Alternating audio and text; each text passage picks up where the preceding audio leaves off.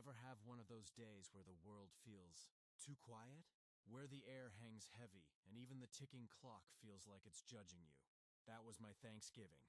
The turkey was done, the pie was cooling, and I had 3 extra chairs set at the table, one for each person I love most in this world. But the chairs stayed empty for hours. I kept checking the driveway, the clock, my phone. Nothing, and then the phone rang. Her voice was shaking. My daughter. My little girl, she said, "Dad, please, don't come here."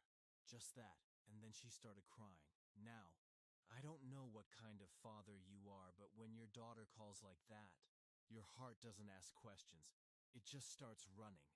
But something in her voice, something cold and terrified, it stopped me in my tracks. I remember looking around the house, at the candles still burning, the plates set for dinner, the empty glasses. And I thought, what the hell happened to my family?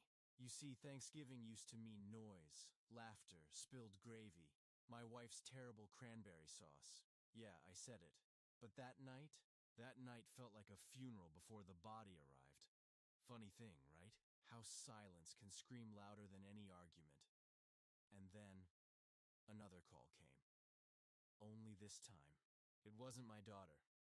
If you think family secrets only come out after dessert, you might want to grab your coat, because what happened next turned my Thanksgiving into a night I'll never forget.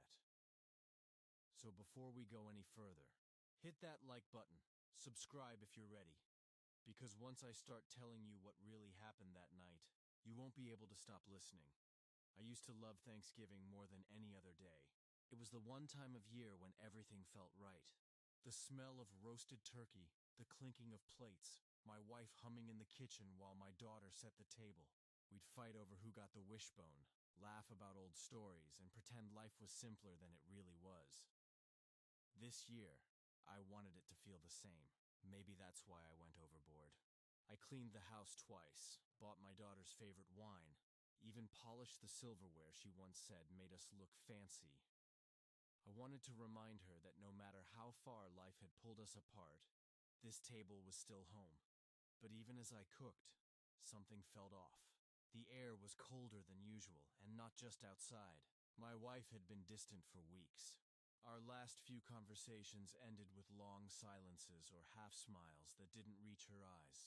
She told me she was fine. You know that word. The most dangerous lie in a marriage. And my daughter. She'd been quiet too. The last time we spoke, her voice trembled like she was hiding something. I told myself I was imagining it, that she was just busy. But deep down, I knew something wasn't right. A father can tell when his child's heart is in trouble. By 3 in the afternoon, the house looked perfect. Candles lit, gravy simmering, football on the TV I wasn't even watching. I poured myself a drink, told myself I'd only have one.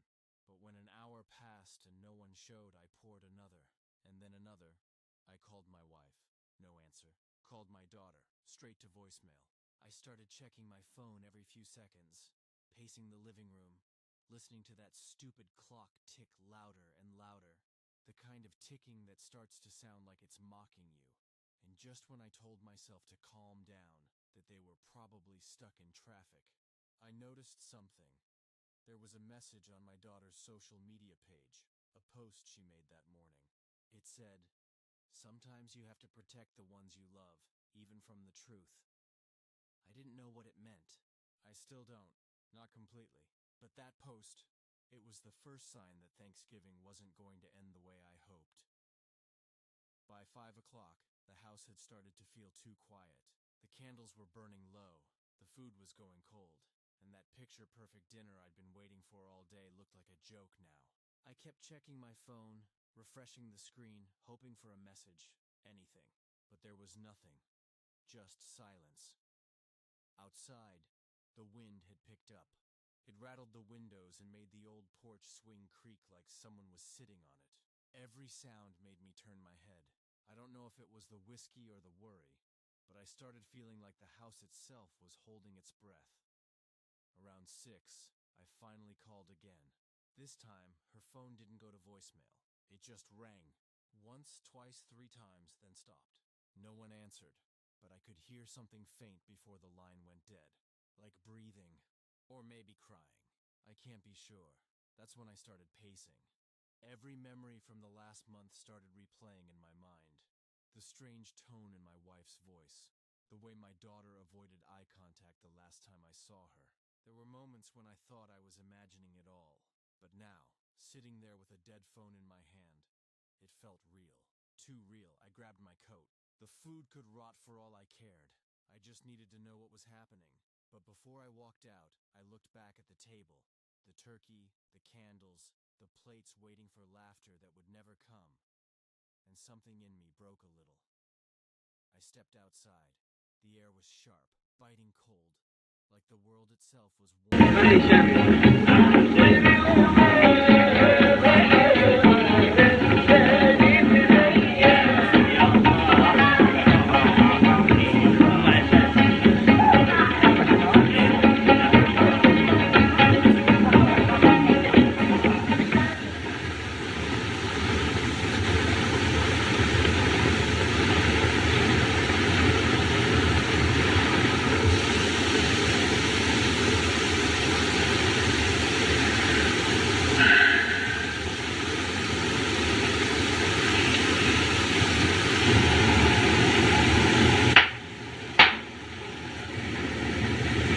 A whiskey and soda, Nuna, and make it strong. All right.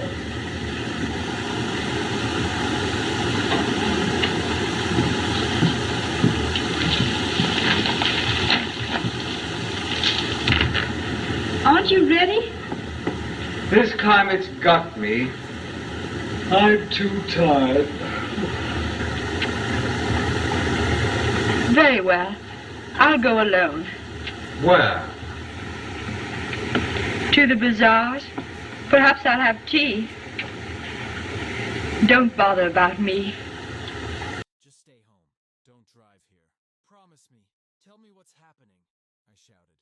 You're scaring me. She started crying harder. Then I heard it. A loud thud in the background. Something fell. Maybe a door slammed. And then a man's voice. Low. Angry. I couldn't make out the words, but it froze me to the core. Who is that? I yelled. Put your mother on the phone. But she didn't. All she said was, I'm sorry, Dad. And then the line went dead.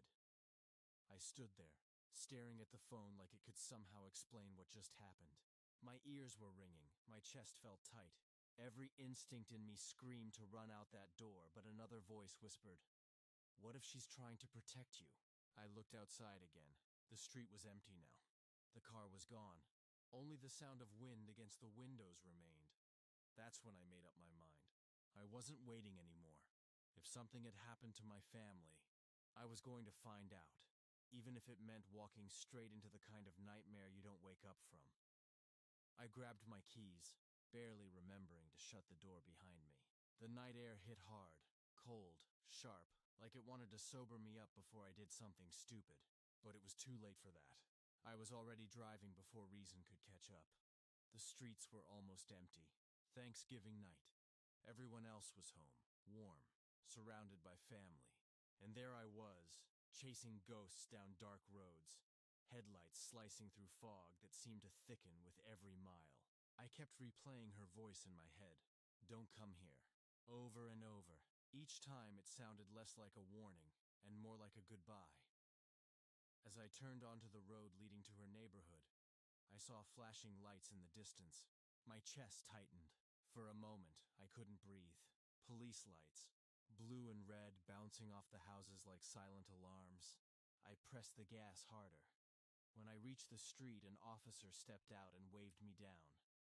Sir, this area's closed off, he said.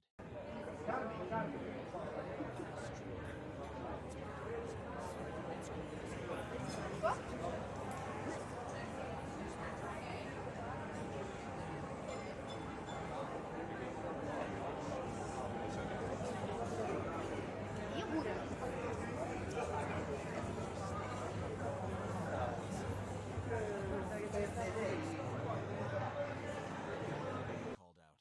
My voice echoed back. No answer. I took a step inside. The smell hit first. Smoke, maybe from a candle knocked over. Then something else. Metallic. Heavy, like blood. The living room was a mess. A chair overturned. A glass shattered on the floor. And my daughter's scarf crumpled near the couch. I picked it up. It was damp. I shouted her name. Nothing. Just the hum of the fridge and my own heartbeat pounding in my ears. That's when I heard it. A faint sound coming from upstairs. A creak, then a whisper. I couldn't tell if it was a voice or my mind playing tricks, but I followed it anyway. Every step felt heavier than the last. Halfway up, I noticed a shadow move across the hallway, too fast to see clearly. I froze. Who's there? No reply, just another creak. When I reached the top, the hallway light flickered. Her bedroom door was open. Inside, I saw something that made my stomach drop. Her phone, lying on the floor, screen cracked, still glowing. There was a message on it, just 3 words. He found us. Before I could process what that meant, I heard movement behind me. Slow, deliberate steps coming from downstairs. I turned toward the noise, every muscle in my body tight. Who's there? I said again, louder this time. The steps stopped. Silence. Then, a whisper, close enough to make my skin crawl. You shouldn't have come. My blood ran cold. I couldn't see anyone, but I could feel it. Someone was there, watching me. I took 1 step back toward the room, but the floorboard creaked, and suddenly there was a crash. The sound of glass breaking somewhere below. My instincts kicked in. I grabbed her phone and ran toward the back stairs, but as I turned the corner, I saw a figure, tall, still, standing near the kitchen door. I stopped breathing. He didn't move, didn't speak, just stood there, half in shadow. And in that moment, I realized my daughter hadn't been protecting herself. She'd been protecting me. For a moment, I couldn't move. The world felt frozen, my heartbeat the only sound I could hear. The figure by the door stepped forward, slow, deliberate. The porch light from outside spilled across his face, and I felt my stomach twist. It was him, my wife's brother. I hadn't seen him in months. The last time, he'd left our house in a rage, yelling something about how my wife should have stayed out of it. I never understood what that meant, until now. What are you doing here? I asked, trying to keep my voice steady. He didn't answer, just stared at me, eyes hollow, like there was nothing left behind them. Where's my family? I demanded. That made him smile. A slow, broken smile that didn't reach his eyes. You shouldn't have come, he said again. She told you not to. My blood went cold. He moved toward the table, where something small and metallic glinted in the dim light. My wife's necklace, the one she never took off. It was lying next to a set of car keys and a half-empty bottle of whiskey. I took a step closer. What did you do? His hand twitched. You don't understand, he said, his voice cracking. She was going to tell you everything. Tell me what? He looked down, shaking his head. You really didn't know, did you? All those years, all those quiet dinners, all those secrets. My chest felt tight. Stop talking in riddles. Where is she? He sighed, and for a second, I saw something human in his face. Guilt. Regret. Maybe both. They were trying to leave, he whispered. She said she couldn't live with the lies anymore. She called me to help. But things got out of hand. The room started spinning. My throat went dry. I wanted to scream, to hit him, to make sense of it. But the words wouldn't come. I turned toward the stairs, shouting my daughter's name. My voice cracked, echoing through the empty house. Then I heard it. A faint cry, muffled, coming from the basement. I ran. My hands trembled so badly I nearly dropped my phone as I pulled open the door. The light at the bottom flickered weakly. I took the steps 2 at a time, heart pounding so loud it drowned everything else. And then I saw her. She was sitting on the floor, arms tied, a bruise on her cheek but alive. When she saw me, her eyes widened, not in relief but in fear. Dad, she whispered, you shouldn't have come. He's not done. Before I could turn, I heard footsteps behind me. Heavier this time, faster. The brother's voice came from the shadows. You ruined everything. She was supposed to leave. You were never supposed to find out. I shielded my daughter with my body, backing us against the wall. You don't have to do this, I said, my voice shaking. It's over. It's done. He laughed, the kind of laugh that chills the air. Over? You think any of this ends with you? And then the sound, sirens. Distant at first, then closer. Red and blue lights flashed through the basement window. Someone must have called the police. He froze, eyes darting toward the noise. For a moment, I thought he might run. Instead, he dropped to his knees, breathing hard, whispering something I couldn't quite hear. Maybe her name, maybe a prayer. When the officers burst in, guns drawn, he didn't fight. He just looked at me and said, "She didn't want you to see this." They took him away, and the house went quiet again. I untied my daughter, pulled her close, and for the first time that night, I felt her heartbeat against mine. She was shaking, whispering, "I tried to stop him, Dad. I didn't want you to get hurt." I didn't answer. I couldn't. The truth had already done its damage. We stayed in that basement long after the police left. The sirens faded. The house fell into silence. And for a moment, I couldn't tell if it was really over or if the nightmare had just changed shape. My daughter sat beside me, her hands still trembling. I wanted to say something comforting, but words felt useless. What could you possibly say after something like that? When we finally stepped outside, the first thing I noticed was the sky. Heavy gray clouds rolling over the street, the smell of rain mixing with smoke from the fireplace that had gone cold hours ago. The same house that once echoed with laughter now stood hollow, like a monument to everything I'd failed to see. I thought about the years we'd all spent pretending, the quiet dinners, the careful smiles, the moments when I told myself everything was fine. My wife's voice echoed in my head. "Don't dig up the past, it'll only hurt us." I used to think she meant old arguments, small regrets, but now I realized she was hiding something far deeper. My daughter leaned on my shoulder, her voice breaking as she said, "Mom wanted to tell you the truth that night." She was scared. I nodded, staring out at the road where the police cars had been. "I should have listened," I said. "I should have known something was wrong." She shook her head. "You couldn't have known. But the thing about guilt is, it doesn't care if you could have or not. It sticks to you, like smoke after a fire. Invisible, but you feel it in your lungs every time you breathe." Later that night, I drove back home alone. The table was still set, the food untouched. The candles had melted down to nothing. I sat there for a long time, staring at the 3 empty chairs across from me. I thought about how Thanksgiving was supposed to be a day for gratitude, for family, forgiveness, love, but all I felt was the weight of everything left unsaid. Eventually, I picked up one of the plates and started clearing the table. One plate, one fork, one glass at a time. It felt like saying goodbye, not just to that night, but to the version of life I thought we had. Before I went to bed, I looked out the window. The wind had calmed, and somewhere in the distance, I heard church bells. Faint, almost peaceful. That's when I realized something. Family isn't just about blood or promises or shared holidays. It's about truth. And sometimes, telling the truth means losing everything you were trying so hard to protect. This Thanksgiving, I didn't get my family back, but I got something else: clarity. A brutal, painful kind of clarity that changes the way you see love, forever. And maybe that's what she wanted for me all along. If you've ever held on to a secret thinking it would keep your family safe, remember this night. Because sometimes, silence can destroy faster than any truth ever could.